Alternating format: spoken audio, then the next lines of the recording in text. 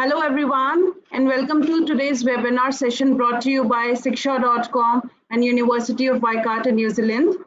The topic for today's webinar is University of Waikato information session. Before starting up with the session, I would like to introduce our presenters for today's session. Our first presenter is Mr. Ashish Suri, Market Manager South Asia. He is a higher education professional with 16 years of experience in the domestic and international education sector. Currently working as Market Manager South Asia with University of Waikato, Ashish has expertise in student recruitment, new markets, and key account management. Our second presenter for today is Mr. Jason Matangi, Director of Global Engagement and Development. Jason has 20 years of experience in the international education industry, holding management positions in both the New Zealand and Australian tertiary education sectors. His roles have included strategic and business planning, change management, and the setting and achievement of international objectives and targets. Thank you so much for both of you joining us today. I would now request Ashish to please start with the session. Good afternoon, students. Kia ora and namaste. Kia ora means greetings and welcoming you for the session today. I think firstly, thank you so much to come on board and attend this session. As part of the session today, we're going to wrap it up in a session which will focus a bit around the university, key qualifications, and why you should look at study in New Zealand, and that too at the University of Waikato. Starting off with my first slide for the day, the University of Waikato is a public university. We are located in the central northern island of the country with campuses in Hamilton and Taronga. Waikato region, which is known as a part of the Golden Triangle in New Zealand, an area which is bounded by Auckland, Hamilton, and Taronga. And you all would be surprised to know that this makes up over half of the country's gross domestic product, which is GDP, and fills more than 50% of all the jobs in the country. At the university, we have currently close to students from 80 different nationalities. So it's a very diverse environment of students across the world. And the university is located in two key cities of the country, which are emerging cities, Hamilton being the fourth largest city of New Zealand with a population of 160,000 people living in, and Taronga being the fastest growing city in New Zealand at the moment, known as an industrial hub with a population as low as 135,000 people living in. This is an indication that when you come over to the country and when you come over to the university, you have ample amount of employment opportunities to pick up for yourself, either in the form of a part-time or a full-time employment. Next slide, please. I think before we get into University of Waikato, as students, it's very essential for you all to know what excites you to look at New Zealand. The key factor which makes New Zealand unique for higher education is that there are 8 universities in New Zealand, and all 8 universities are ranked amongst the top 3% in the world as per the QS ranking, which is an indication that universities in New Zealand are very strong in research and ensuring the quality of education for the students. The stability around post-study work visa is something which makes New Zealand very attractive with the international students, that when students enroll at the university for an undergraduate qualification or a postgrad or a master's program, they have an opportunity to have a 3-year post-study work visa, which means you have a good amount of time not only to work through your education during studies, but also spend a good time in the country, gain the international experience, and work through on your career skills. What made us more safer is being a tag of the second safest country in the world. So whatever happened in Christchurch around March last year with the current pandemic, we still are a second safest country in the world. And if you've been reading a lot of articles about New Zealand, the Forbes has given us a tag of a second best country in terms of managing the current pandemic. And that itself is an indication of how much we value the human life. And this is also an indication of how much the quality of work-life balance is maintained in the country. Any one of you who loves nature or who loves to travel or who loves to explore, then New Zealand could be one of your best countries to be in, because 80 miles from any city you travel in the country and you will end up on a stunning beach, you will end up on a stunning landscape. So you can easily spend your weekends and have a good time alongside in the nature as well. Next slide, please. What makes University of Waikato unique and what makes us differentiate from the rest of the other universities in New Zealand is definitely our business school. The Waikato Management School is ranked amongst the top 1% of the business schools in the world at the moment. Now, there are very few business schools in the world which have a triple crown accreditation from global bodies like AMBA, AACSP, and EQUIS. Waikato is amongst one of them, and that makes us unique not only within New Zealand, but I would say across the world as well. There are 9 subjects at the university which are sought of, so students across the world look forward to study those subjects at the university. Areas like accounting and finance, business and management studies, communication and media studies, computer science, economics, education, sociology, environment science are some of the sought out courses at the university. As a university, we are ranked amongst the top 400 universities in the world at the moment. We are the first university in New Zealand to develop an esports arena, which means we have a facility of high-tech gaming, OMIN computers at our campus that are either used for training, competitions, or socializing, which is very unique to a university in New Zealand at the moment. Uh, I'm sure most of the students want to have an understanding how the campus is. And we are very proudly say that the University of Waikato has the largest campus in New Zealand, which is spread across in 65 hectares. And if you all love lakes and playgrounds, we have everything inside our campus, not only to de-stress yourself, but also you could easily enjoy at those lakes around the campus as well. Definitely, living cost in the city makes a unique factor in terms of deciding an option whether you should study in Hamilton or in any other city. But city of Hamilton and Taronga, the living expenses are quite low if you start comparing it to cities like Auckland, Wellington, and Christchurch, which means while you study and while you work part-time, you will still have a good decent amount of savings to take care of your living expenses, which gives you a good balanced lifestyle and as well an opportunity to secure your higher qualification as well. Next slide, please. Now, all of this will sound very common to you. So what makes us very unique? The focus on employability, the focus of university to ensure that our graduates can get excellent opportunities in the industry is something which is very, very unique to the University of Waikato. We are the only university which have something called as programs like work integrated learning component, employability plus programs, my career connect services at campus to ensure we connect our students with industry bodies in the country. Most of our qualifications at undergraduate and postgraduate level have internship, which further gives you a connect with the local industry partners.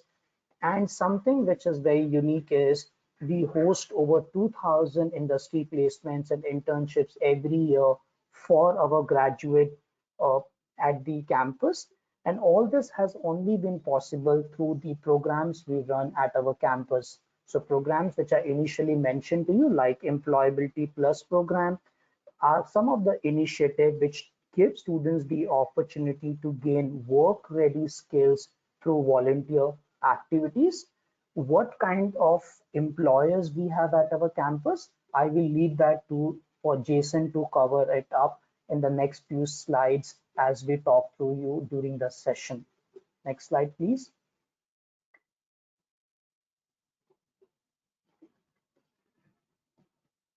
So at the university, we have a diverse range of qualifications for students to look forward to.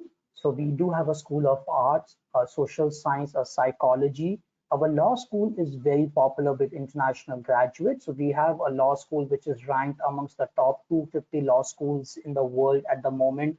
We have a health, sports, and human performance, which means any one of you who's attending a session today is looking for careers into, let's say, for example, a master's in health sports, or getting into coaching, or getting into something related to health sciences, you do have an opportunity to apply at the university.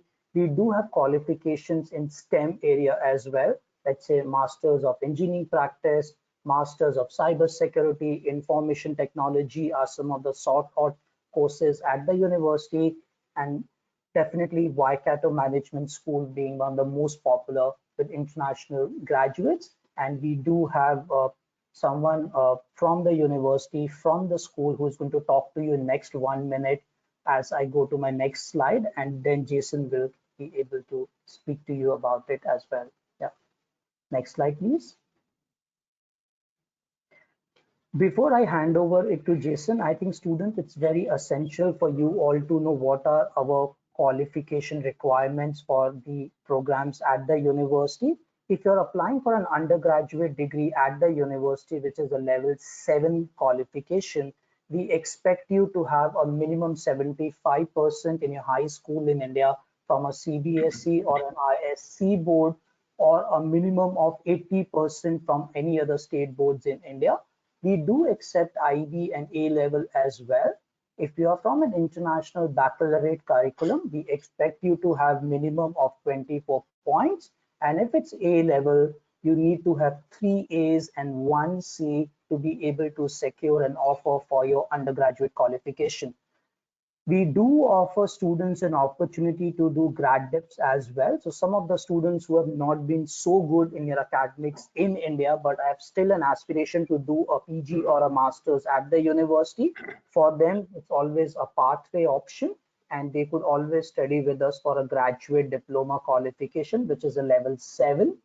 And if any one of you are applying for a PG or a master's program, we expect you to have a bachelor's degree in a relevant area of a subject area studied in your home country, and you need to have close to a percentage of 58% in your undergraduate degree in India, or a GPA of 5.8, or a grading scale of B+.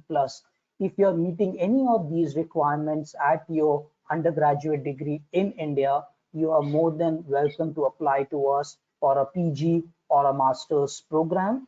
And we offer a wide range of PG qualifications for international students at our campus. Some of our programs don't require you to come in from a relevant background. So when you're looking for a business management qualification, or a master's of management in supply chain, or a professional accounting, which is quite popular in a country like New Zealand, you could always come in from any bachelor's degree with a 55% in your undergraduate degree in India and apply for a qualification. And if any one of you is looking for a research qualification, we do have PhDs as well. And we expect students to have their bachelor's and master's degrees in India with minimum 58% at both qualifications and a research proposal to be able to apply with us for a higher research qualification.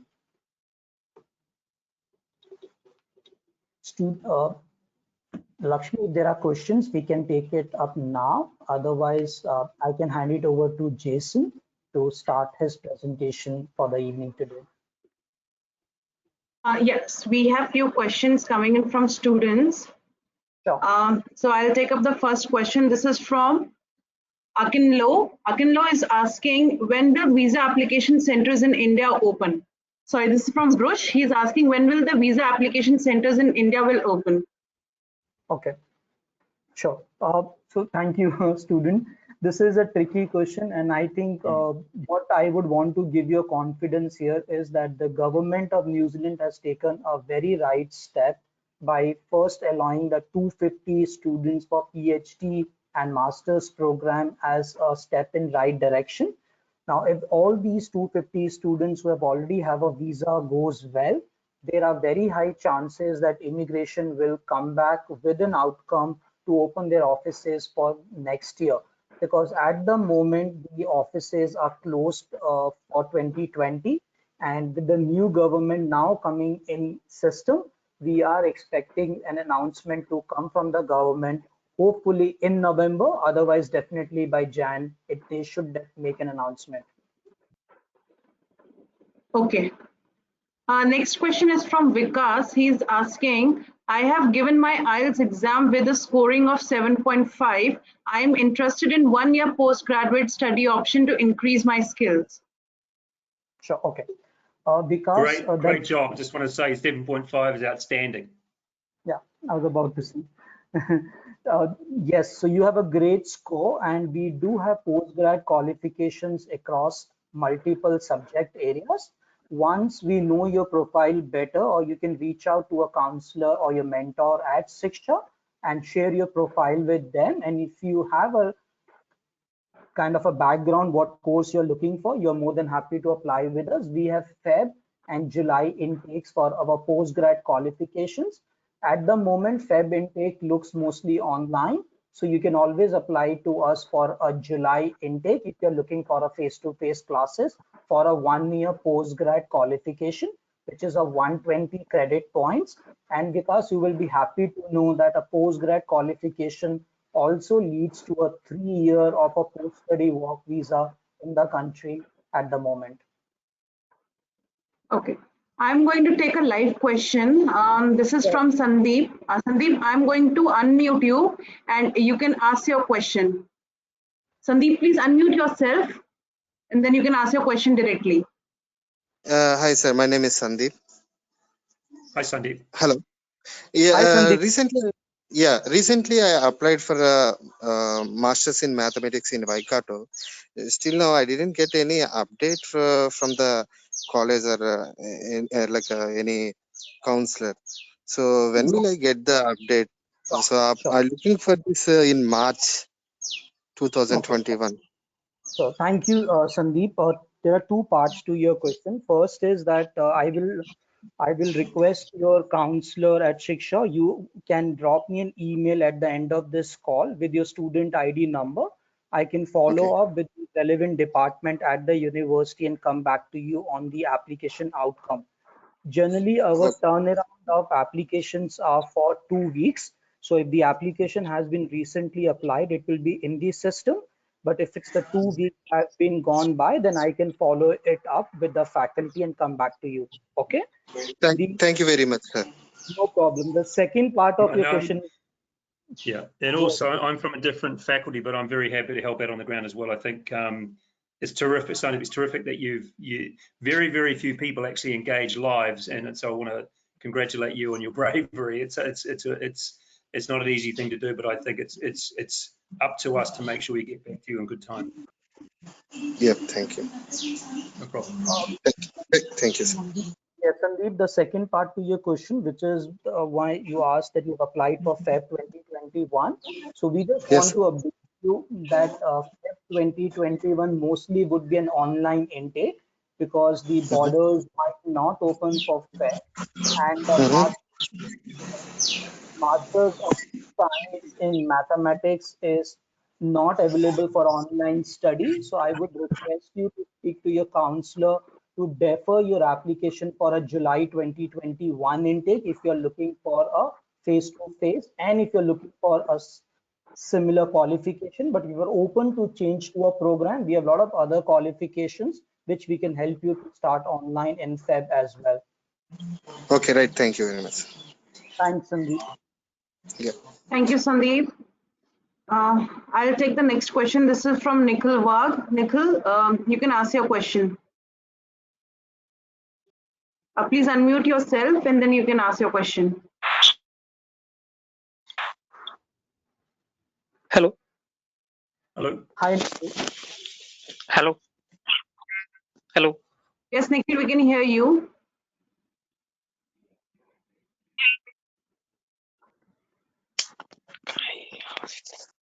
I think there's some connectivity issue with Nikhil's. Oh, sorry. We'll move on to the next question. I'll take this next question from Jit George. Jit, you can ask your question. Hello, sir. Hi. Hello. Myself, Jit George. So I currently applied for Master of Science in Psychology at the University of Waikato. So I have a couple of questions, like some things that I found difficult to understand. So one thing is they have mentioned 1 to 1.5 years to complete the course. So why are they saying that, is it like why is it 1 year or 1.5 or is it optional? That's one question. Then they have also mentioned 120, 180 and 240 credit programs in PG. So what's the difference? I know that there is more stuff in 240 credit programs, but does the employers look into these credits like a 1 year a 2 year program is preferred over a 1 year program? So is there any difference in PG programs? Sure. Should I answer this, Jason, or would you want to jump in? You go first. Okay, thank you. So thank you. First, good to know that you've already applied for a qualification, which is fantastic. Now, coming to your program on psychology, the reason why we say it's 1 or a 1.5 year, that all depends on a student background. So let's say if you are a graduate and you've got an industry experience after finishing your education in India, which is more than 5+ years, then there could be a possibility that the faculty will give you a 120 credit offer, which will finish off in 1 year. But if you are just a graduate recently passed out and then applying for a qualification, then in that case, you have a chances of getting a 1.5 year of a letter.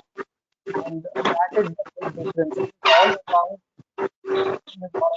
background noise.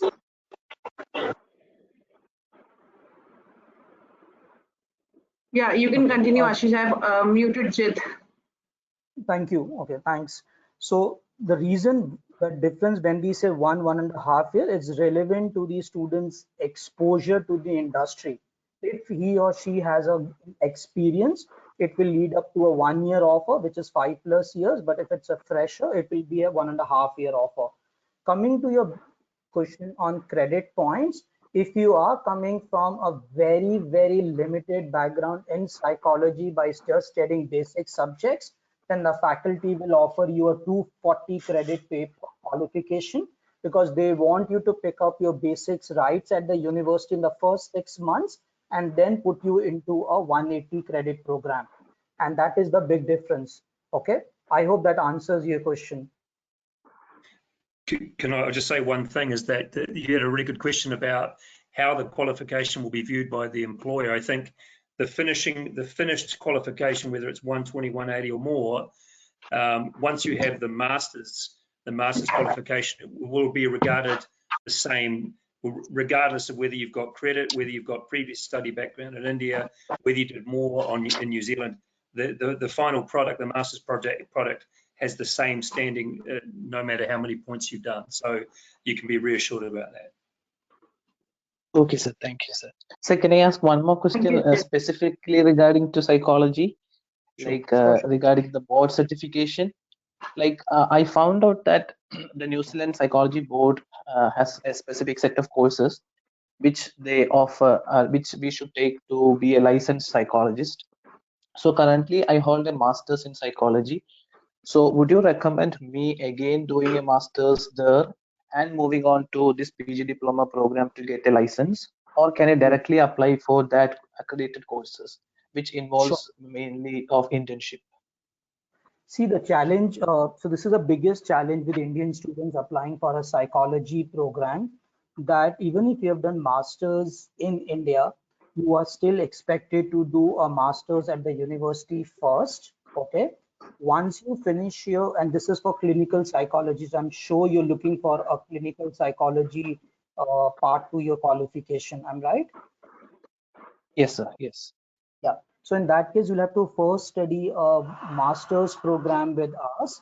Once you finish your master's program at the university, then you'll have to study a PG diploma in psychology at the university. Once you finish the PG diploma, then you'll have to give the examinations for the registration for the New Zealand psychology registration body. And once you clear those examinations, then only you can become a clinical psychologist and practice. And that's why if you're looking for a clinical psychology, it's really, really tough to get into the registration, if you honestly ask me. But if you're looking for non-clinical, there are definite good amount of opportunities in the country as well. Okay, sir. Thank you. Thank you so much. Thank you. Thank you so much, Ed.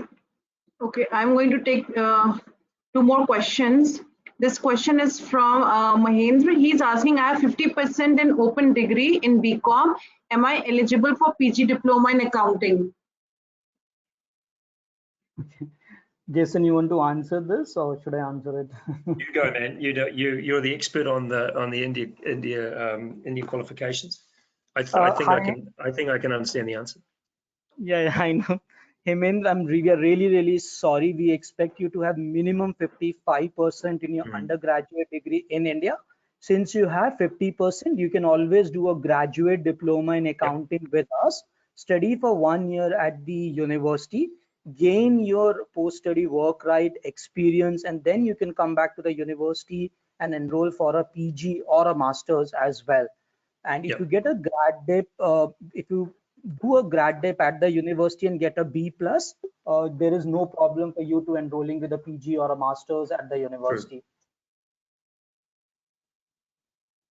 Okay. Okay, I'll take the last question. After this, we will continue with the presentation. This is from Mohammed. He's asking, does the University of Waikato has a postgraduate program in project management? I'm interested in it. Okay. Thank you, Mohammed. At the moment, we don't have a postgraduate diploma in project management, but we do have programs in areas like postgraduate diploma in engineering. We do have a postgraduate diploma in supply chain. But so if you're open for those programs, you can apply, but we don't have any program in project management yet for international students. There is the online graduate certificate in project management, but that's not in the country. Sort of that can be done by distance, and that's designed to be taken online. But that's that may not be suitable. Yep, you're right, Jason. Thank you. Perfect. Jason, I hope you are able to see the screen. You can start. Yeah, absolutely. That's perfect. All right. Yeah. Thank you so much. Hello, everybody, and thank you to the Shiksha team for putting this together. This is great, and thank you for the students who've turned up tonight. I know, well, tonight for me it's 8 p.m. here, but I know it's in the middle of your lunch hour or your lunchtime. So I want to thank you for taking time out of your busy days. We really do appreciate it. And also thank you to my colleague Ashish. He is the expert on the ground. He's our guy in Mumbai. I've said this before, but I always learn something from him every time we connect. We're lucky to have him working with us, and he's a great relationship manager. He's very patient, and he's got every answer to your questions. So please use him as a resource together with the Shiksha team if you've got any questions. So I'm the Director of Global Engagement and Development from one of the faculties. It's called the Division of Management, or as we like to call it, the Waikato Management School. So what you're looking at here is our student centre. It's where a lot of our activity happens for administration, the library, etc., where students can hang out. And of course, the weather is always good in the Waikato. So can we just go back one slide, please? And forward. The next slide. Yes, please. Sorry. Yeah, I thought I was missing one. Okay. So just in terms of Waikato Management School, Ashish has already covered this in some respects, but I just want to reiterate that coming to the Waikato Management School, you are coming to one of the best management schools in the world. So we are in the top 1% of all the management schools. We know this because of our Triple Crown accreditations through AA, CSB, Equus, and Amber, and these cover accreditations from the UK, Europe, America. So very difficult to get these, very difficult to hang on to them, and we go through this tortuous process of accreditation, but it covers a number of different areas from teaching and learning, research, our internationalization, our growth, our student support. So the rigor that is applied to these accreditations shows you that this is a high quality institution. So in a number of different subject areas, accounting, economics, finance, etc., we are ranked in the top 200 to 300 areas in the world through the QS World University Subject Ranking. So we're very proud of this. And of course, we have globally recognized accountancy program as well through CAANZ, CPA Australia, etc. So I think what this slide is telling you is that we're very proud of the fact that we are one of the elite management schools in the world. We work very hard at maintaining our accreditations, and that a number of the different areas are judged to be high quality, ranging from teaching and learning to research, etc. So you're in very, very good hands when you come to the Waikato Management School. New slide, please.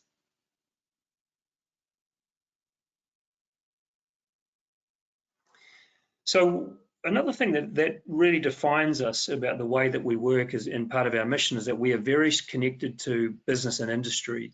We've recently appointed a new Pro Vice Chancellor. The Pro Vice Chancellor is the head or the dean of the business school, and he's come from almost 20 years experience working for a New Zealand company, and the company's Fonterra. But this is, you may or may not know, this is the largest dairy cooperative, dairy meaning milk and dairy products, the largest dairy cooperative in the world.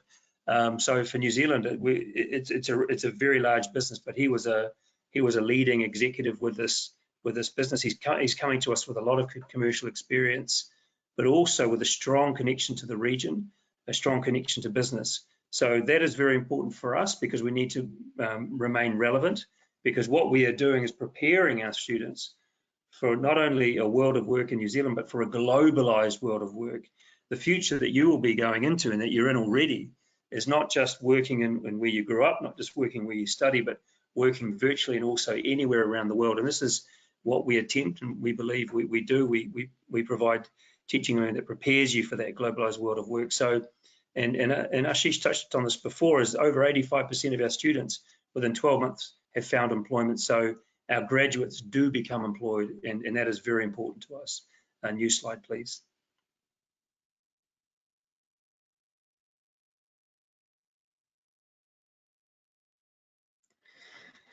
So this may or may not have some meaning for you, but this is just an example of some of the companies, government entities, corporates that we work with. Some of the logos will be familiar, of course, Walt Disney, EY for Ernst & Young. Others will be slightly stranger because they're quite particular to New Zealand. But amongst these companies, you've got the big four accounting firms in New Zealand, the major banks that work across Australia and New Zealand, building companies, government departments, the Treasury Department of New Zealand that's runs the finances for the country, the Reserve Bank, which is our central bank, Fonterra I mentioned already, and other companies as well. But the point of this slide is to say that we are connected with all of these entities, all of these companies, and we have people placed here, and we're very proud of the fact that our alumni work for these companies. And of course, since we've been going since 1964, our alumni have turned into people that hire other people, and they do value hiring Waikato graduates as well, if they can, if they're the best candidates. So we find that our alumni, our senior alumni, are now in those positions of executives and in those hiring positions as well as new entrants also into the company. So there is this feeding on itself sort of factor with people being hired into these companies. New slide, please.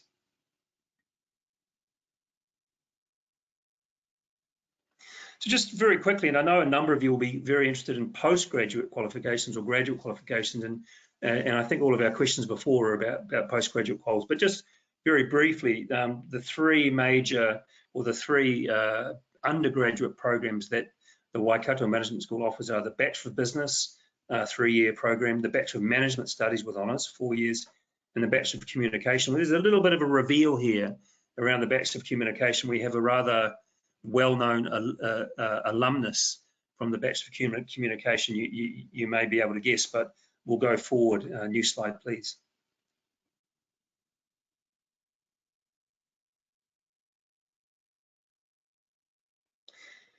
Now, what this slide shows you, and under the majors offered, is is it's easy to remember there are 10 sort of specialist areas, 10 majors within the Bachelor of Business, and you can use this as a default to understand our focus at the Waikato Management School, our sort of 10 major areas of focus, and you can note the minors as well. So from accounting to finance, tourism and hospitality management, supply chain management, amongst many. So where the writing is in red, it's also offered at our Tauranga campus. So where I am based is in a city called Hamilton, and Ashish mentioned that, and he talked about the Golden Triangle from Auckland to Hamilton, across to Tauranga and back up to Auckland. That is what we regard as the Golden Triangle.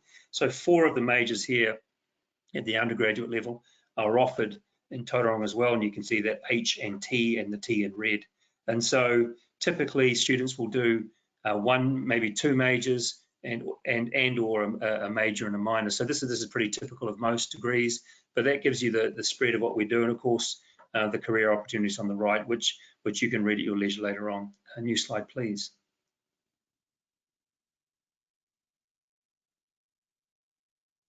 So this is the big reveal. So one of the Prime Minister of New Zealand, she's just been re-elected, Jacinda Ardern, is an alumnus of the University of Waikato. She did the Bachelor of Communication.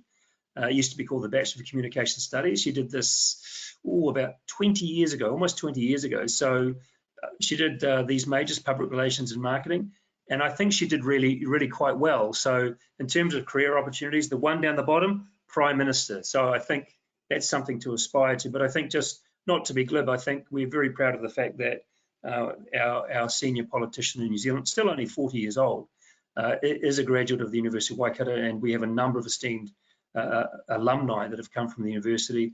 And I think, and we've commented on this before, and Ashish talked about this, is the work integrated learning aspect of what we do. Every qualification at the undergraduate level and postgrad has some form of work integrated learning woven within the qualification, and I think the sky is really the limit. So, you know, future politician, future Prime Minister, who knows? But I think the fact that they gain this work experience on the ground during their study makes it all the more relevant and offers those pathways into employment. New slide, please.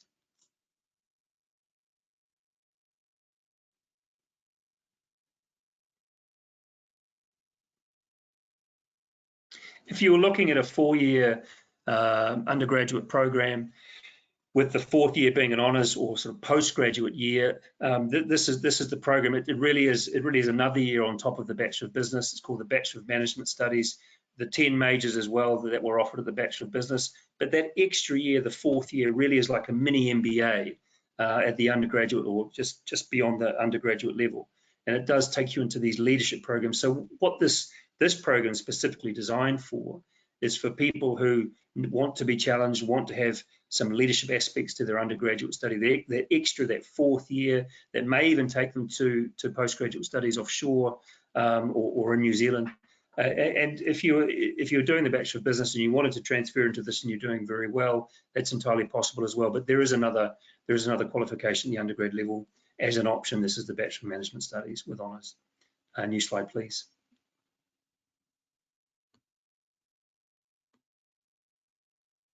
So postgraduate programs, and I think you're probably saying, Jason, thank God you're here. For many of you will be focused on this. And this looks a little bit like qualification soup in some ways. You've got many programs offering a management sort of focus. They're starting with a Master of Business and Management down to the Master of Business Administration, the MBA. And I will talk to these different programs, but I think at the top, just going from the top down, you have the most popular programs. So the most popular program at the postgraduate level at the Waikato Management School is the Master of Business and Management, and I'll get into a bit more detail soon, followed by the Master of Management and the Master of Professional Accounting, etc. So they all have their differences and their particular focuses, so I'll get into that. But there's a broad range of postgraduate programs open to you, and I think there is something for everyone, and there are good reasons for that. If we look into the next slide, please.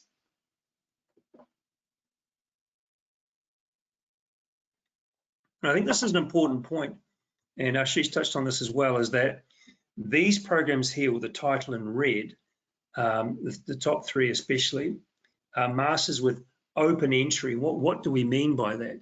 This means that if you're looking to do a Master of Business and Management or a Master of Management, Master of Professional Accounting, you can come to these programs from any background at the undergraduate level. You could come to these programs with a health background, with an engineering background, with a science background, with a humanities background. So these are not restricted to only business graduates. Graduates with any sort of background with the right grade average that Ashish went through before are able to apply to these programs. So the Master of Business and Management takes graduates from any field.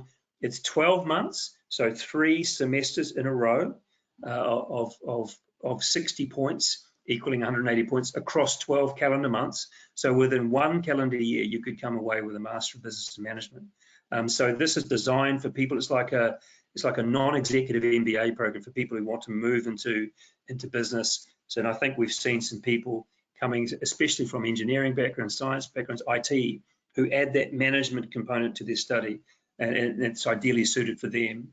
So that is a general management degree. And if you wanted to get slightly more specific with a specialization in marketing or supply chain management, then we would recommend the Master of Management here. So that's the difference there with those 2 specializations. The MBM, the one at the top, is more general. The Master of Management has those 2 specializations. What I would say, and this is coming from the lecturers, is that especially with supply chain management, there is a dearth or there is a shortage of supply chain management graduates around the world, and also in New Zealand. And we have a number of projects with expansions of our ports and inland port area near Hamilton, where I'm based, which require a number of people with supply chain management qualifications. So we are finding that this relatively new qualification is in big demand, and supply chain management study is a growth area in New Zealand and around the world.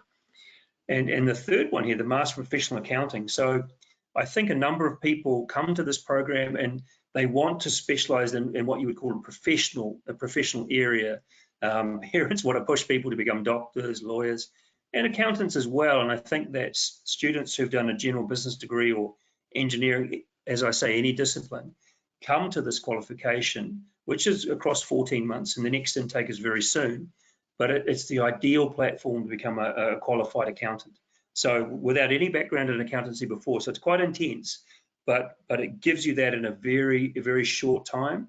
And then after that, you're doing, once you're embedded within a company, you do your professional programs and you end up becoming a chartered accountant. So going down that professional pathway with a professional qualification, this is almost like a second chance for those people who've realized what they really want to be doing at the stage where they're going into their postgraduate study. And we had a really good question before about project management.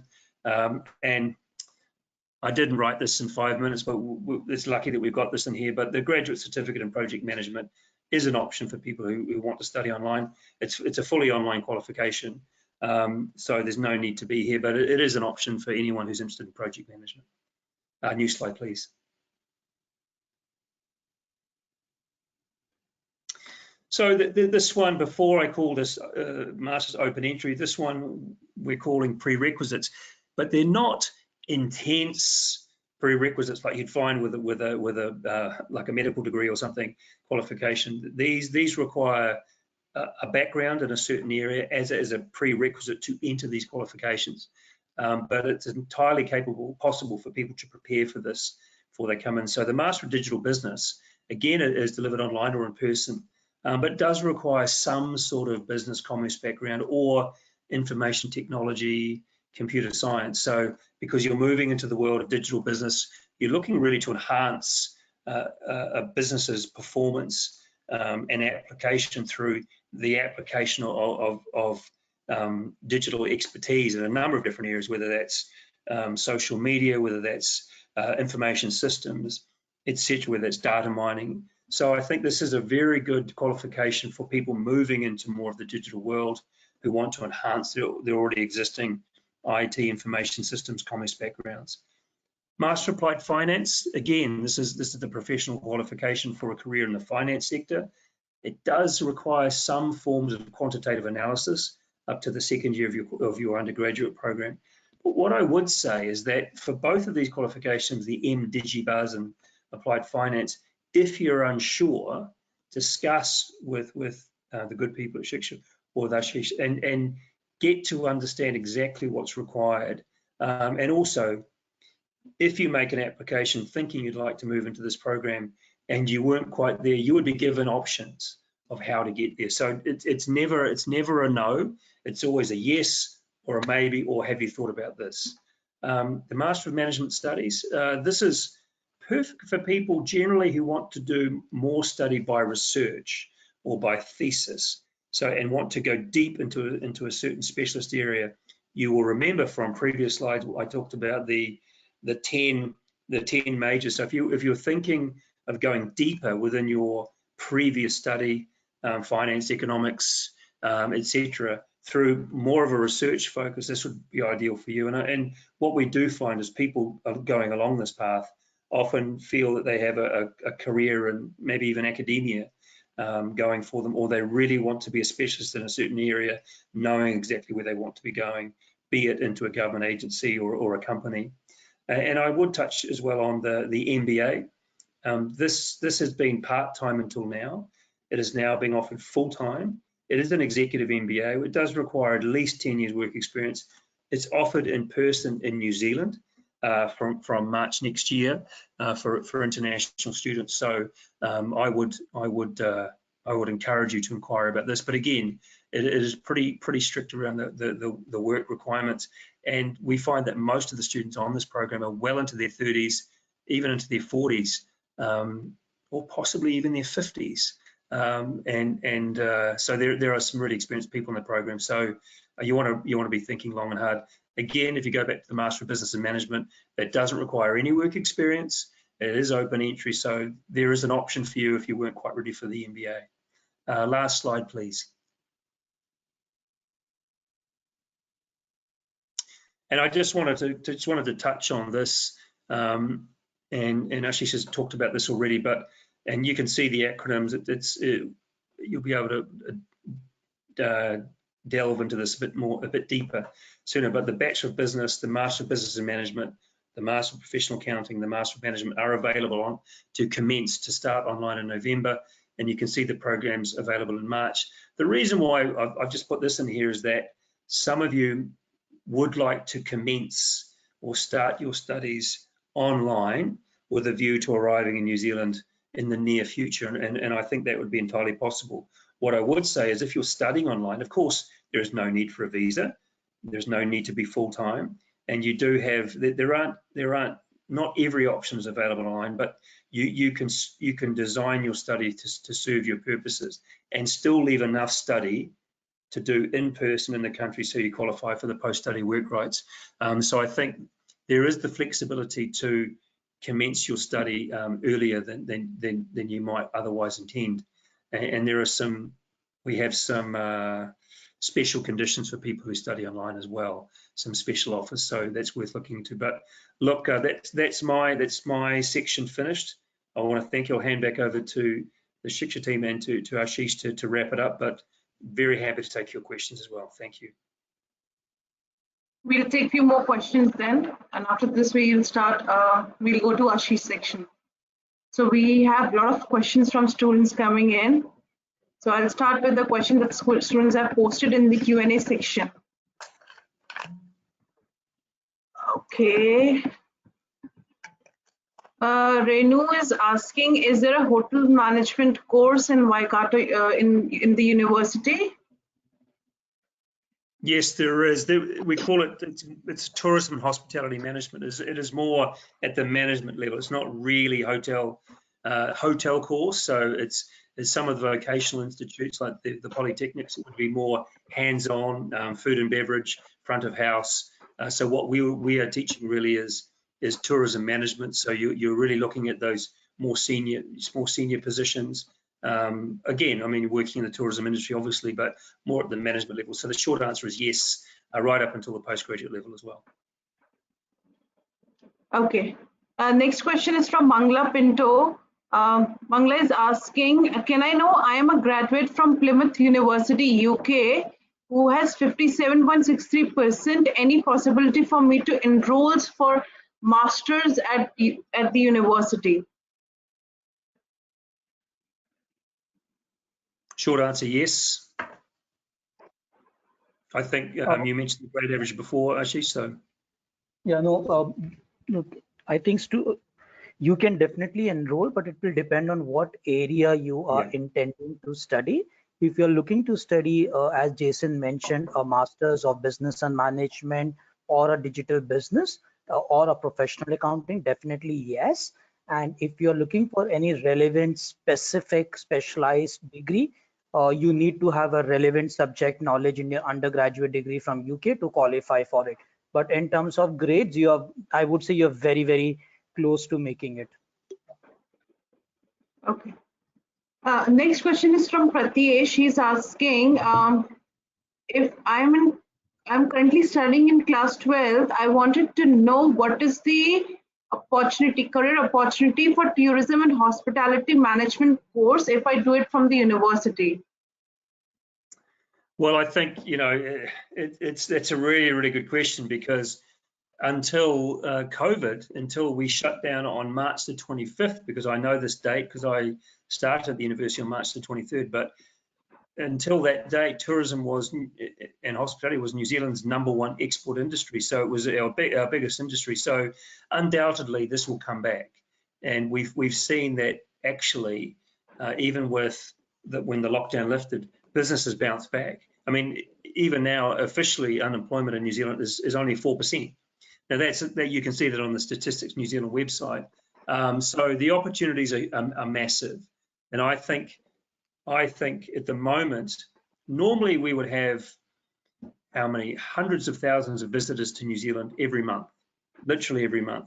Now we have a few hundred or just a handful of people. And these are really New Zealanders returning home or essential workers with exemptions. So once the borders lift, and if you are studying already, and soon they should be letting international students in, if you're studying tourism and hospitality management now or in the near future, you will be well placed when the upturn comes. And I think New Zealand will once again have a lot of international tourists through within the next year or so. So I think you would be well placed. But you've got to think about it. It will be a 3-year program. There will be a number of different opportunities. Almost anyone who works in the tourism and hospitality industry, gains a qualification in that area, gets a job. It is relatively easy to get a job in the tourism and hospitality industry. There is a lot of turnover, a lot of opportunity. So in New Zealand especially. So I think once things return to normal, then the chances of work will be there for sure. Okay. Next question is from Vaibhav. He's asking, I have close to 13 years of work experience, currently working at middle level management in India. I am keen for MBA or postgraduate from University of Waikato. What would be my chances of getting selected at the university? That's a good question, and I think you're in good shape. So it will depend on your academic study as well. But in terms of the programs I mentioned, if you're looking at the Master of Management or the Master of Business and Management, then I would say you're in really good shape depending on your academic background. The MBA, they look at everybody actually individually, so they need to see your CV and your previous study. But again, you're in the ballpark in terms of the work experience. So you have a number of options in terms of the Master of Business and Management, digital business, if you wanted to move down that field, professional accounting perhaps, again, MBA, applied finance. It sounds like you've almost certainly got enough background in quantitative analysis to qualify for that Master of Management study. So really, it would pay to take a little bit of time to find the best fit for yourself. But I think with those generalized master's programs, MBM, Business and Management, MBA, you sound like you're in good shape, but there will definitely be an option for you. Okay. Vaibhav is further asking, also I want to know, I want to understand what are the future scopes of doing MBA in New Zealand? Well, we'll have a couple of intakes next year in person, so I think the future scope is open. I would say, and it's hard for me to say this, but if you didn't find the right intake for you at the University of Waikato, then a number of other universities in New Zealand, Massey, University of Auckland, do offer the MBA program. Obviously, we'd prefer you to come to the University of Waikato, but The MBA hasn't been an open program for internationals because it's been part-time until just starting next year. So I think the options are good for us, but there are other options there as well if we don't provide the right intake for you. But short answer is yes, there are good starting options for the MBA. Okay, I'm going to take a live question on Aniket Shinde. Aniket, you can ask your question and please unmute yourself. Hello. Hello. Yeah, good afternoon. Yeah, so I've done my engineering in 2014 in instrumentation engineering, but due to my interest was in software, so I'm working as a software engineer for past 3 years. So what scope of courses that I have in your university? You start, Ashish, and I can add because I think there's a number of different options. Yeah, thanks, Aniket. If you're looking for a qualification in the computer science or IT, the University of Waikato has a Faculty of Computing and Mathematical Science, and under that we have a 2-year master's degree for you since you're coming in from a non-computer science background at your undergraduate degree in India. So you can apply for a master's of information technology with us, which will be a 2-year 240 credit master's program. There are 3 unique factors to that qualification, and it's one of the most popular one at the university. Is the first is that we are the only university which offers a paid internship guarantee to all students who enroll for Masters of Information Technology. So if you get an opportunity to enroll for that qualification, you will be having an opportunity to work and earn a stipend of approximately 5,000 New Zealand dollars for 10 weeks during your internship with an industry partner, which is very unique. The second unique thing about the qualification is the flexibility to choose the elective papers. So which means if you're looking to get into careers into software development or graphics, you have an opportunity to choose electives in those areas. If you're looking to get into cyber security, you have an flexibility to choose your electives in that area. If you're looking to get into data science or data analyst, you have a flexibility to choose papers like machine learning algorithms or data mining as well. So the flexibility to choose your elective papers as per your career choice is something which is very unique to Masters of Information Technology, and students from non-IT background are eligible to apply for a qualification. Last but not the least, which is absolutely of your interest, is that IT is amongst the top 5 sectors in New Zealand in the country at the moment. It has a very strong scope of employment opportunities for graduates at the moment. Yeah. We do have a postgraduate diploma in computer science, but since you haven't studied computer science as a subject in your undergraduate in India, the faculty will give you a pathway offer.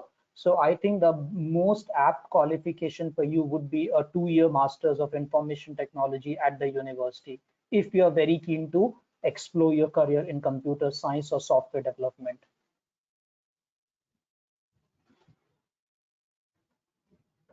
And when is this course starting next year? In which month? We have Feb, July, and November intake for Masters of Information Technology. Since if you're looking for an online session to start, you can always apply with us for a Feb 2021. Otherwise, if you're looking for a face-to-face sessions, you could either submit your application for a July or a November 2021 intake. Okay. And what are the fees for each sem? We don't have a fees for each sem. It's a collective fee for the qualification, Aniket. The collective fee for the 2-year Masters in Information Technology is around 68,000 New Zealand dollars approximately, which is around 33 lakh rupees in the Indian currency. Okay. Thank you. Aniket, do you have any further questions? Okay, thank you. No, thanks. Thank you, Aniket. Okay, next is Monisha. Monisha, you can ask your question. Please unmute yourself. Good afternoon. Hello. Hi, I'm currently doing my graduate the final year, and I'm looking forward to do my master's in HR, the human resource management.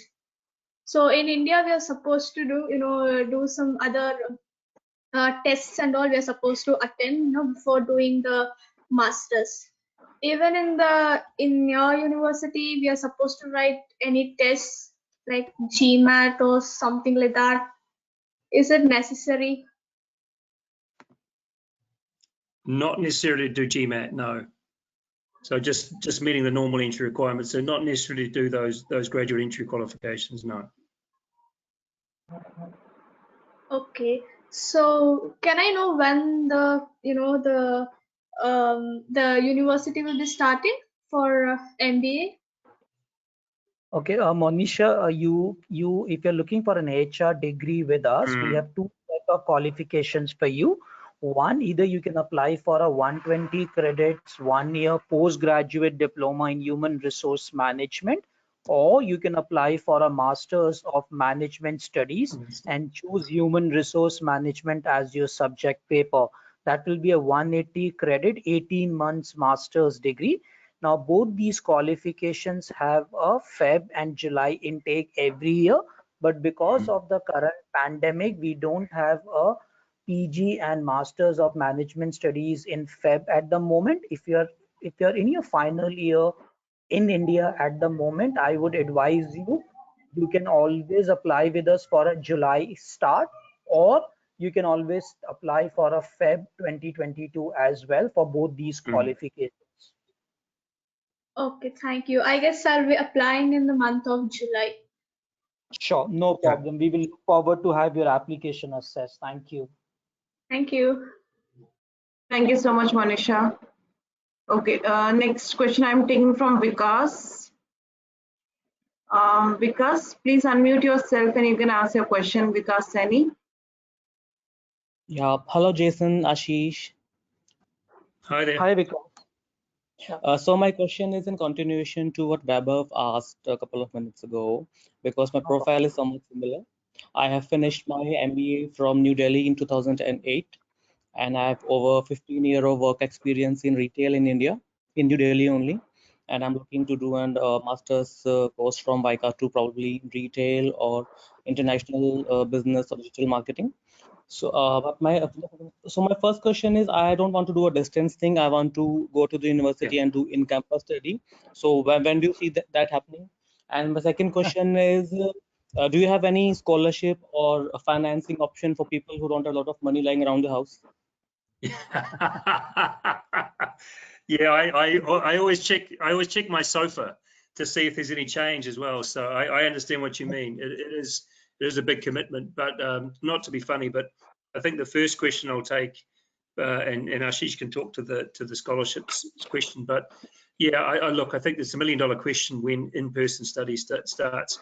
I think that the smart money, if you're a betting man, is on July next year. So as Ashish mentioned before, the New Zealand government is allowing up to 250 people, mostly PhD, master studies, master students, existing students back into the country from next month, from November. Undoubtedly, we will see more people coming through in March, and we hope that the borders will be relatively open by July to take new students as well. And the universities are well placed to receive those students. So I think from July next year would be when we would be planning for the intake. And of course, Immigration New Zealand needs to get up and running and start processing, have enough time to process those visas. So then they'll need a long lead-in time as well. Now, on the subject of scholarships, I'll hand over to my colleague. Because we do have the International Excellence Scholarship Award at the university. Now, if you receive your offer acceptance for a qualification at a PG or at a master's level, you can always apply for the International Excellence Scholarship Award, and the value of those scholarships are for up to 10,000 New Zealand dollars, which is close to 4.7 lakh rupees in Indian currency. So that's the maximum amount of scholarship we offer for the international students coming to the university. Yeah. All right. Thank you for answering. Just one more question. I have given my IELTS exam I've got my scoring. So what are the, see, July is a couple of months away, a lot of months away. So is there anything I need to do in between to be able to secure a visa or education or admission there? Are there any more steps involved? Sure. See, the step one is because you have to get your application assessed at the university. So if you have already applied with Shiksha, that's fantastic. If you haven't applied, then you can share all your documents with Shiksha team to start your application, because our applications for July intake have commenced from the 1st of October, and the deadline for July intake is 15th April 2021. So any application received during this time period will be assessed for that intake. Now, once you receive an offer letter, and if you've given your IELTS and have scored an overall of 6.5 with no band less than 6, then you don't have to worry about anything. Once you receive your offer, then I think your step two start, that is in the form of applying for a scholarship, and our scholarship committee takes 4 weeks time to come back to students with an outcome. Once you have an update on that, and if your finances are absolutely in place, Vikas, then you can start your visa application process again with Team at Shiksha. Right now, the Immigration New Zealand is not accepting the student visa applications at the moment, and they will be coming with an update when the students across the globe can start submitting their visa applications for the future intakes. Yeah. So these are your steps. You need to keep it in your mind. All right, IELTS score I already have. So I have 7.5 overall, with Great. 6.5 in all the bands. And if you can just share the details, how do I connect to Shiksha, and if you have an email address or something, I can share my profile. That's great. Sure. What we will Yeah. do is The end, yeah. the team at Shiksha will share all the details with you so that you will be able to reach out to them. Yeah. Thank you so much. Outstanding. Thank you And so good much. luck, man. You sound like you're very well spoken, and I think you've done really well up to this point. So good luck with everything. Okay, next question, last question I'll ask, and after this we will move forward. This question is from Kunal. Kunal, I am unmuting you and you can ask your question. You have to unmute yourself. Hello, good afternoon to Ashish sir and Jason sir. Thank you, Kunal. Actually, I have a question related to MBA. Is GMAT is necessary, or is there any other option to take admission in university? No GMAT necessary, but they would want to see, they really want to see your profile. So what's really important, I mean, the grades are important, but actually probably more important is your work experience. So they want to see a detailed curriculum, detailed resume of your work experience, and there may be an interview as well. So I think there would be the option where they would want to discuss with you around your intention and your work background as well. So I think the great thing about the MBA program is you're learning from the other students in the program. It's not just lecturer one-way traffic. The lecturer really is a facilitator for the experts in the classroom. We've got people coming from many different backgrounds. They've run their own businesses. They're coming from corporates. They're coming from working for large companies. So I think you're learning from those people as well. So it's really important to know that you can hold your own in those experiences. I would say as well is that on the weekend, 3 days ago, there was an MBA case management program. So teams from each of the universities competed against each other, MBA teams, around a case. They all had the same case. They had to pitch their idea like a dragon's den to a panel, and the University of Waikato won. So the MBA students were outstanding, and I asked why was that? Because they were more mature, they were well prepared, they were good business people already, but they're getting their senses sharpened by that study as well. So I would say, look, we will be looking, our team would be looking at your work background. Don't be intimidated by that. They just want to make sure you're the right fit, that you've got the right sort of background, which it sounds like you probably would. It's even more important than the grades potentially. So that's a good thing as well. So hey, look, good luck with that. It sounds like you're probably in good shape. And just to add to what Jason said, Kunal, one last point is that MBA program in New Zealand is very different to what you get to experience here in India. So in India, an MBA could be in an area of a specialization. That concept doesn't make sense in a country like New Zealand, which is more towards skilled migration. So if you are a fresher and have less than 5 years of experience, then the Masters of Business and Management is an absolute right program for you, because that interconnects you to all the management skills which you require to move up into a middle management level of career. And with the local experience in New Zealand, you can move up into a leadership role. So we do have in our Masters of Business and Management students with 18 years of experience from India, students with 10 years of experience, and even with freshers. So there's a cohort of students which is a combination of freshers and experienced professionals, case study approach, practical approach, and get you into the market approach. So if you are a fresher or a less than 5 years experience, go for Masters of Business and Management. And if you have been working in the industry with 10 years of experience, have managed a team of 15 plus people in your job roles in India, then it makes sense to apply for an MBA, because the MBA in Waikato more focuses on value creation, leadership, and strategy than focusing on the key skills which are required at middle management level, which we expect you to have it in your home country with your job experience. So that's a big difference between these two programs, which you should know as an international student before applying to us. Actually, sir, there is another question. Is Masters in International Business requires any work experience? No. No, we don't have Masters in International Business. Under our Masters of Business and Management, we cover subjects like value creation and innovation, cover subjects like how to create a market strategy, how to get to the market. We teach you about Dragon Den, which is an entrepreneur way of connecting you to the industry. We teach you about papers like people and change management, responsible management, digital business and supply chain.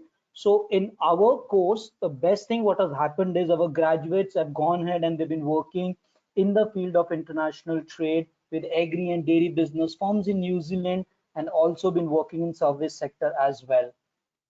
And a good point is on the MBM is tomorrow. I'm sitting on a panel again, and the final semester MBM students will be pitching to the panel around their business ideas, and all those things that Ashish touched on, the marketing, the digital, the supply chain, the financials, looking at a profit and loss and the balance sheets.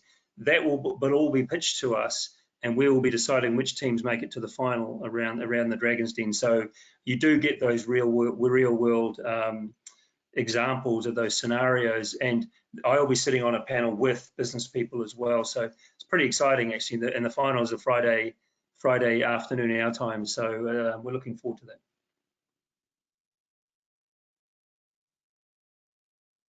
Okay, sir. Thank you so much. Thank you so much, Kunal. Yeah.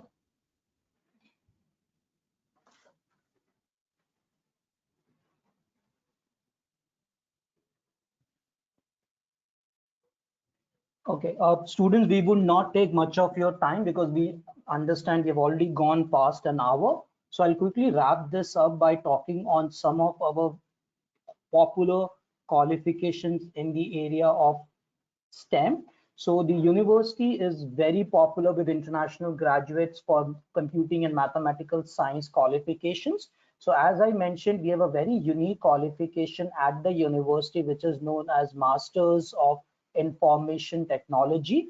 Students from all IT backgrounds are eligible to apply for the same.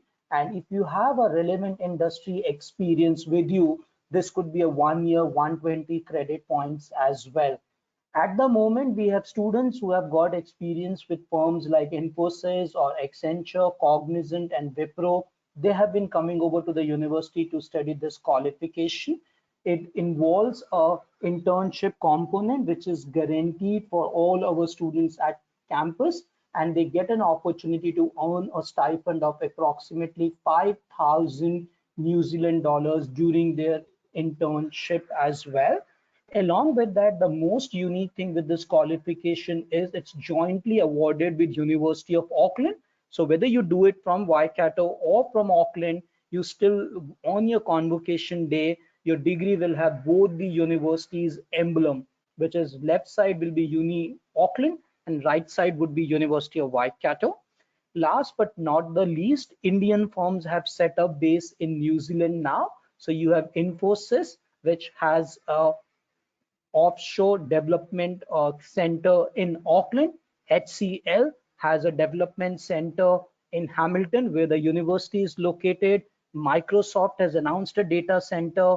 And as I mentioned, ICT sector is amongst one of the fastest growing sector in New Zealand at the moment, which is an indication how this sector will evolve for graduates in terms of employment opportunities coming in next few years. Next slide, please. The next one is Masters of Cyber Security, which is again very unique because we are the only university in New Zealand which offers a full master's degree in the field of cyber security. I'm sure all of you would know how with the advent of technology, how the crimes have really gone up.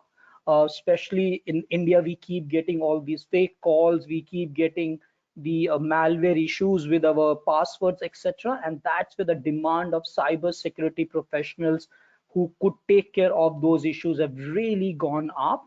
And the university is also the first in the country to have a cyber security research lab at campus for students to work through on their live research projects as well. The faculties work very closely with bodies like National Cyber Policy Office and Interpol, and they bring a lot of actual projects in the classroom for students to work through on solutions. A recent example I'm going to quote here, if you know about the Bombay Stock Exchange and a National Stock Exchange in India, similarly, we have a New Zealand Stock Exchange back in Auckland, which had a cyber security attack, a malware issue. God knows from where it happened, but the Waikato University students were invited to give them these solutions. That's the kind of work our students actually do with industries when they come over at the campus. And we cover through all the subject topics in this qualification. So you get to learn about technical, legal, policy, and as well as core areas of the cyber security. And graduates who have finished this qualification at the university, they have been working in the field of penetration testers, security assessors, information officers. And if you're really good with your skills, there are very high chances you can always land up with a cyber security job with the government of New Zealand as well. So there are a lot of opportunities for graduates to explore when they are coming to New Zealand for the careers in the ICT sector, which is information, communication, and technology for us. Next slide, please. The next one is Masters of Engineering Practice. Before I actually come into the qualification students, it's very important for you all to know that the engineering as a skill is in high demand in New Zealand because domestic students don't like to study much of technical qualification.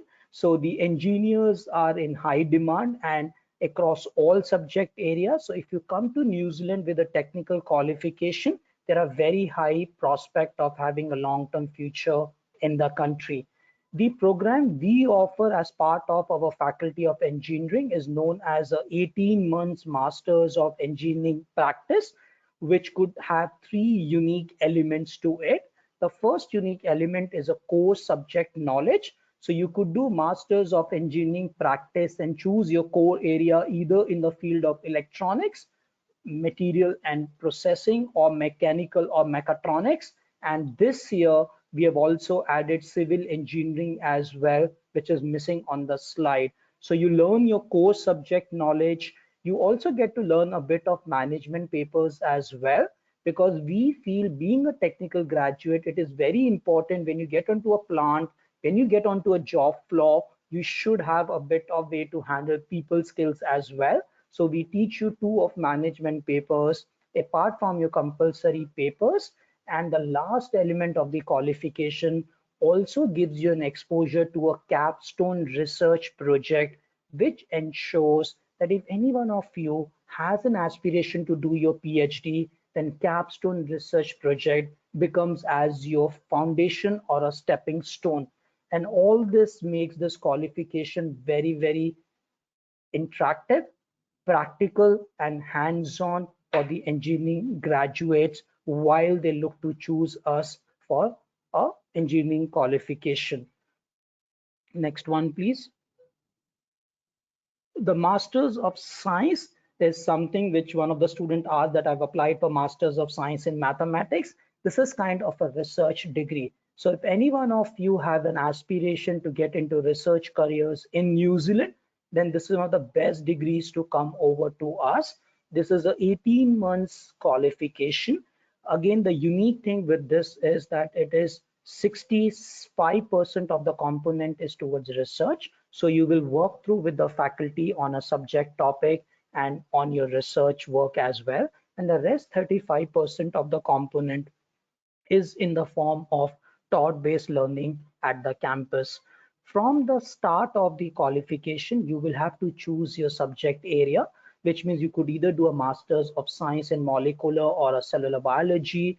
You could do a Masters of Science in Psychology. You could do a Masters of Science in Earth Science, Ecology, and Biodiversity as well. The unique thing with this qualification here is, students, that we work very closely with local institutions. Some of them are like a plant and egg care research, land care institute, Manaki Venhaki, and the faculty put you onto an actual project with these institutions. So while you are doing your research at campus, you've also been exposed to an actual issues which are evolving in the country. And when you do something like this, it improves your chances of employment. So we have students who have finished Masters of Science, 18 months, 180 credit points, and they've been working with research institutions. They've been working with bio or pharmaceutical firms. They have gone ahead and worked with government institutions as well.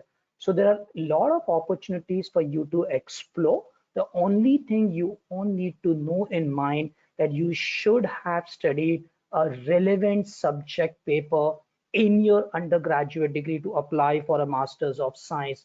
So if you are a BSc Mathematics graduate in India, you can definitely apply for a Masters of Science in Mathematics with us. If you are a biotechnology student in India, could be a BTech Biotechnology or a BSc Biotechnology, you can always apply with us for a Masters of Science in Molecular and Cellular Biology. And with this kind of a qualification, your steps towards PhD becomes quite easy because you have already created a research work for you as part of this qualification, which is very unique. And we get a lot of inquiries for this qualifications from graduates who have a very strong focus to make their future for research careers in the country. Next slide, please. Jason has already touched on this, so I'm not going to touch, but I'm just going to add 2 points here.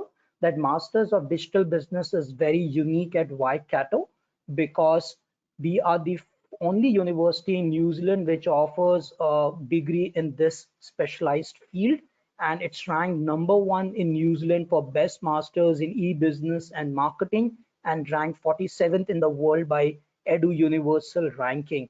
Now, a lot of students confuse digital business to digital marketing. It's actually not about that. Digital marketing is a very small component of the curriculum in our qualification. Our qualification majorly focuses on how would you use technology to collaborate and optimize the daily operations of an organization. How would you optimize their performance indicators? How would you get them closer to consumers? How will you get them closer to suppliers? How would you create a digital strategy to reduce their cost or to optimize their revenue? And that's something which is very, very unique. Today, we all are living in a world which is run by technology. So Masters of Digital Business has become a very popular qualification at the university.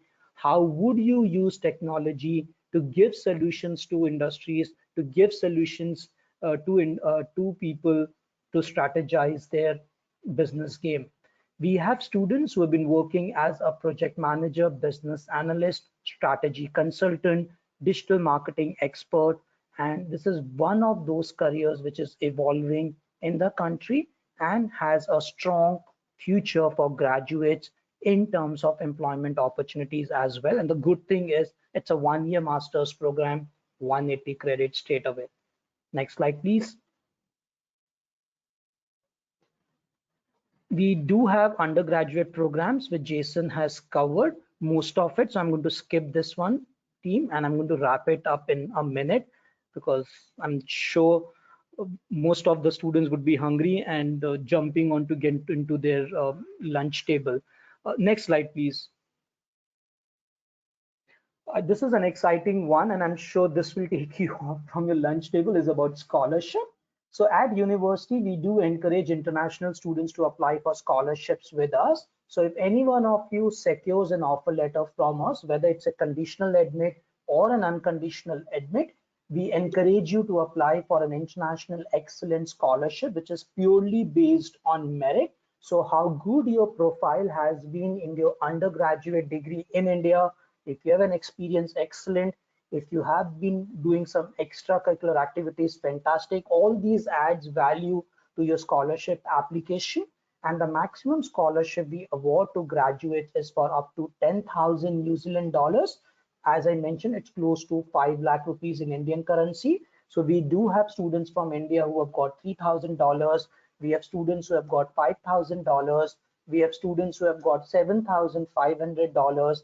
And we also have students who have got 10,000 as well. Apart from this, we are also running a campus bursary. If you choose to study with any of our qualifications which are offered at our Taronga campus, which is a relatively new campus at the university, opened 2 years back, we are still building up an international student community at the Taronga campus. You have an automatic bursary of 10,000 New Zealand dollars. So if you receive an offer for a Taronga campus for a qualification, 3 days down the line, you receive a separate letter indicating your bursary application has been approved for 10,000 New Zealand dollars. So these are exciting opportunities which should incline you to look at university, to choose a qualification and come to Waikato for your higher studies as well.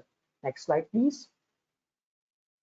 Last but not the least is about your accommodation. So some of you would want to look at, do university have accommodations on campus? Yes, we have accommodations which are 5 minutes walking distance from our department. So you could walk through for your classes and walk through for your labs and sit around and do work all day as well.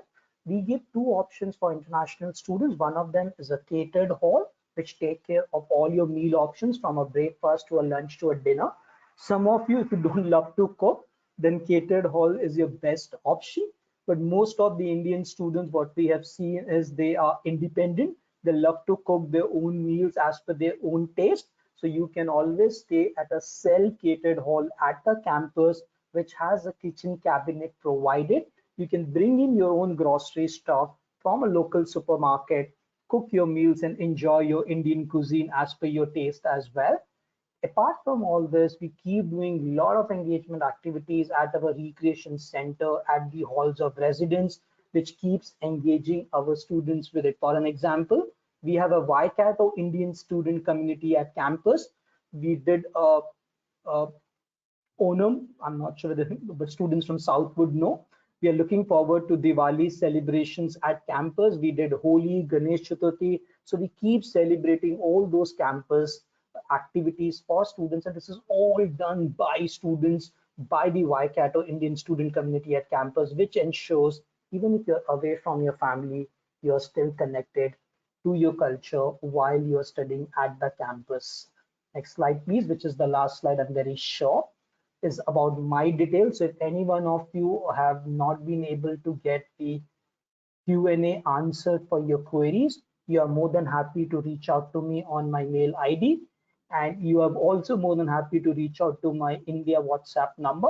So if you want to have more specific one-to-one query on your specific questions, do write it to me or reach out to me on my number. Happy to take questions if there are any at the moment, please.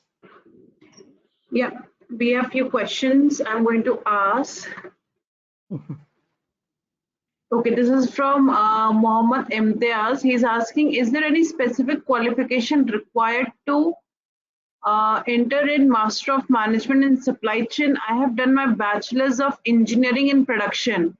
and what percentage of scholarship can be granted? Okay. First question is any background is fine. So if you want to enter the Master of Management Supply Chain from any background, and as long as the grade average is there, then any background is fine. So that's okay. What percentage of scholarship is granted? Well, that's again, it's the $10,000 question, but it's case by case. Yeah. So Riaz, if you have an excellent academic score in India, then you will have a high chance of getting a scholarship. As Jason said, that it's $1 million question. It will all depend on your grades in your undergraduate degree in India. Yes. But good thing is, being a technical student coming to supply chain, you have excellent opportunities in the country in terms of employment options. The excellent careers to choose in the country. Okay. The next question is from Praveen. He is asking, through which mode will trimester A March 21 intake classes be delivered for Masters in Cybersecurity program, online or face-to-face? Sure, I'll answer this. So firstly, good to know that you're keen to start online, which is fantastic. We do have Masters of Cybersecurity, which can be commenced online, wherein you could start with minimum of 1 paper and do maximum of 4 papers before the borders are open for you to come to campus for face-to-face learning.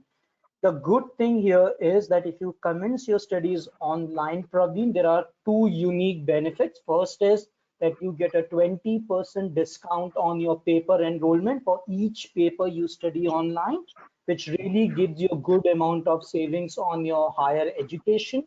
And once you secure your visa and transfer to campus, we also give you an additional 2,000 New Zealand dollars travel grant, which means practically if you start with just 2 papers for your online study and with the travel grant, you can easily save between 2 lakh rupees in terms of your notional savings for your higher education of studying a cybersecurity program at the university.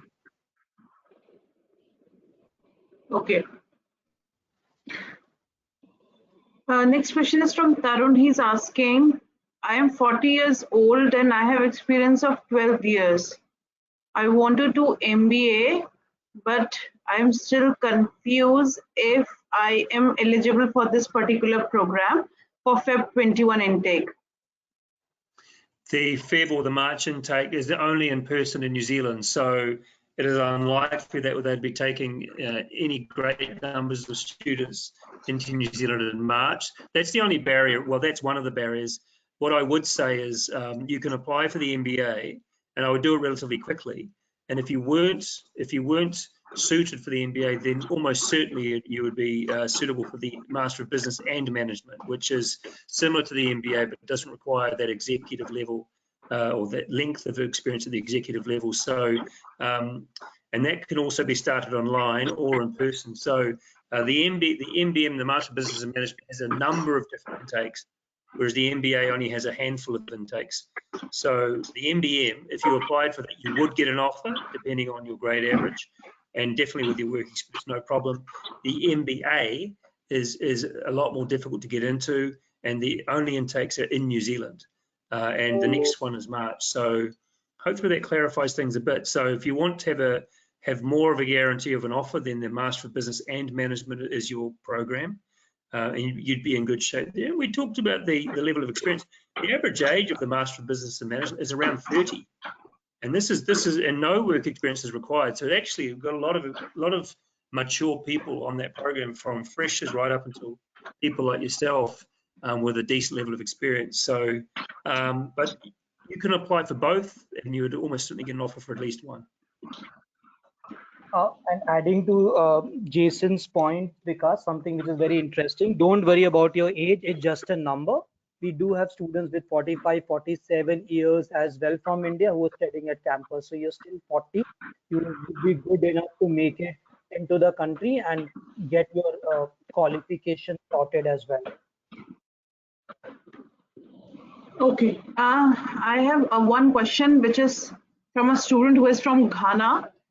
He's asking, my name is Foster, I'm from Ghana. May I know if I would get admission to offer PhD, as I currently hold a Diploma in Health Information, BSc in Health Science Education, and ongoing master degree in population and reproductive health. Okay. Should I answer this, Jason? Yeah. I can add here. Sure, thank you. See, we don't have a health school at the university at the moment at a research level. So if this boy is only looking for the kind of qualification what you have told Lakshmi, then getting a PhD into Waikato would not be very true to his background.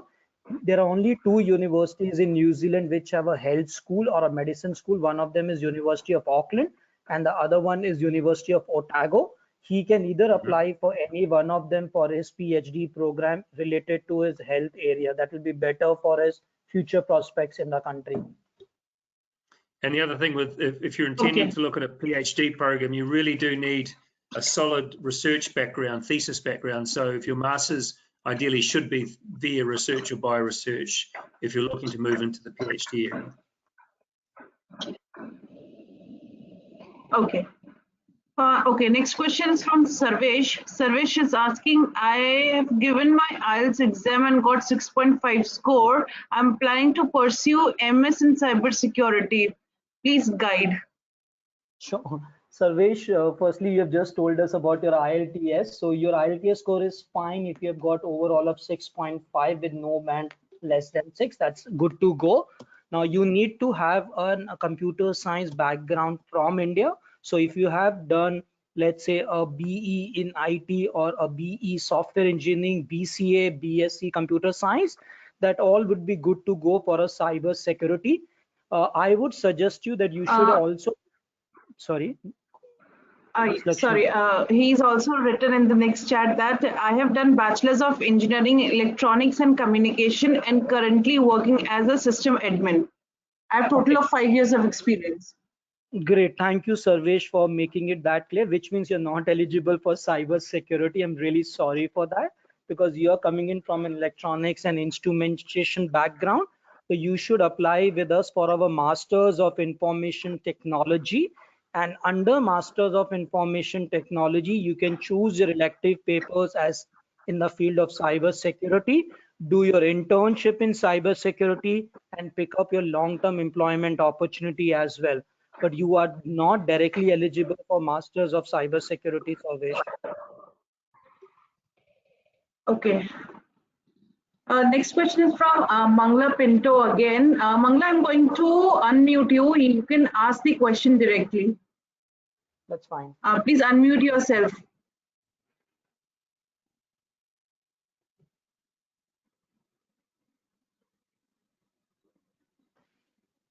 Mangla, you can ask your question now.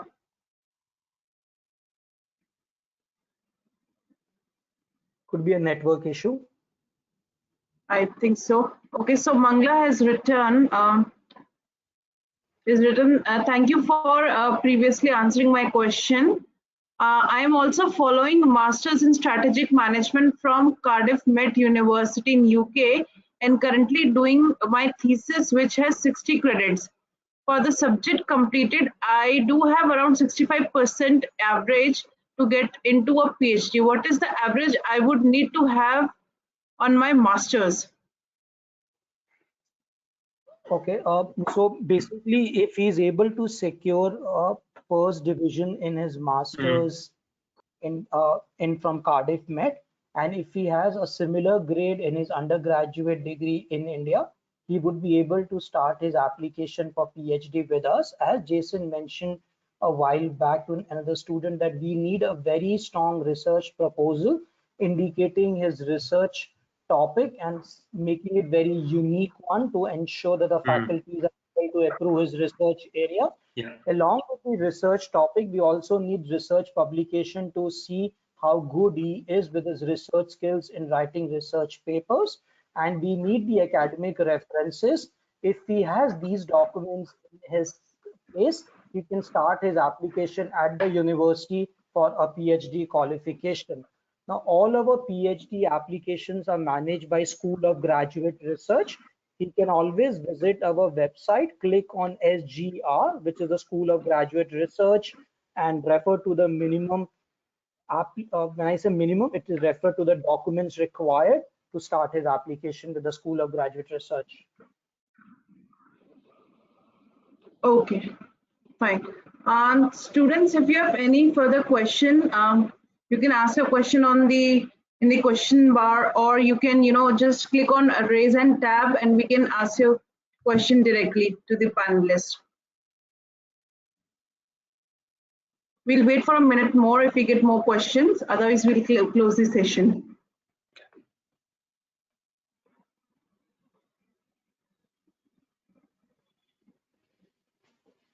I was going to say the good thing about PhD study in New Zealand is you don't pay full international fees, you pay domestic fees. So there is an inherent discount, and also there are generous visa allowances for bringing in family and children and work permission for spouses. So it is a good arrangement for international students studying via the PhD route in New Zealand. You're very much treated like a domestic New Zealand student in terms of the level of fees, etc. So I wish you all the best. Okay, I'll come to the last question, which is from Monisha Walsh, who was asking about MBA earlier. She's asking what is the package to do MBA and through what I can receive the application form. Oh, she must be asking about the procedure to apply. Monisha, you can just touch base with the team at Shiksha. They are one of our key partners in India. They will be able to help you to start your application at the university. All our applications are online, so we don't have any physical application. Once you are ready with your documents and you have touch base with a mentor at Shiksha, they will commence your application with the university. Now, as I mentioned, if you are a fresher with a less than 5 years experience, go for Masters of Business and Management, 1-year program. And if you are having an industry experience and a leadership role, then go for a Masters of Business Administration at the university. Okay. Okay. I'm taking a live question, which is from Kavita Survana. Kavita, you can ask your question. Please unmute yourself. Hi, good afternoon. I'm Kavita Suvarna here. And congratulations for holding this webinar. Very, very informative for all of us. Great effort. My question is, I'm a retail banker by profession, and I'm very keen to do a master's in New Zealand. But I think some of my colleagues have asked similar questions. So I would like to know what are my chances if as an undergrad I have scored around 68 to 69%, and I'm keen for a July 2021 intake. So how is the prospect for a banker if I go for an MBA or an MBM for next year? I would say MBM, very good shape. I think you would have, with your grade average and with the degree, I'm assuming. Look, it sounds like you're ideally suited for the Master of Business and Management. Of course, nothing is final until the applications process, but for sure, the MBA, again, I think you've heard us talk about the work requirement. It is really a minimum of 10 years experience, not at any level, but really at the management level. So it would depend upon that. But the Master of Business and Management, or even the Master of Applied Finance, sounds like you're coming from a finance role, might be the best option for you, because you would have that quantitative background in your work as well as your study, I'm assuming. So look, you're in good shape. I think you've got plenty of time. I actually admire it, because a lot of people want to rush these things and want to do everything within 1 or 2 months, but you've got about 7 plus 2, you've got about 9 months to go, the best part of a year. So I think you're in good shape. Thank you so much. You'll have a good day. Yeah, tell me. And adding one more key element to what Jason said, that if you also looking for a research program as a long-term aspect of your career, then you can always look at Masters of Management Studies and choose finance as your area of a specialization, which is a 45% taught-based program, 55% research-based, which can open up your opportunities to work in research or in the field of finance in the country as well. So I think as a student, you have multiple options to explore: Masters of Business and Management, MBA, Masters of Applied Finance if you love mathematics and quantitative, and the other one is research, which is Masters of Management Studies in Finance. Okay, great. Thank you so much. I'll connect with Shiksha and Ashish if I have any further queries. I've got your email ID. You have my number Thank as well, so don't Good worry. luck. Yeah, great. Thank you. Yeah, you have a good day. Yeah, Bye-bye. thank you. Bye.